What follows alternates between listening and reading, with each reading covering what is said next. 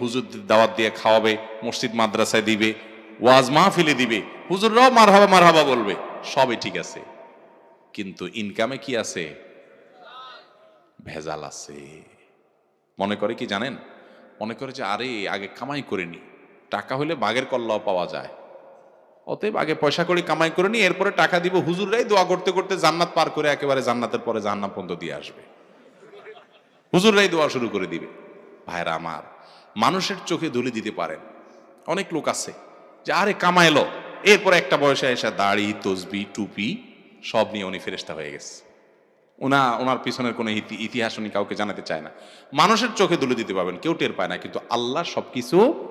বান্দার হক এত ডেঞ্জারাস বিষয়। এজন্য আমার যুবক ভাইদেরকে আমি বলি, আপনারা শপথ করেন যে আমি সৎ হব। মনে রাখেন, আশেপাশের সৎ মানুষ বেশি না অসৎ মানুষ বেশি? যেমনে টাকা পাইছে, কারে মারা যায়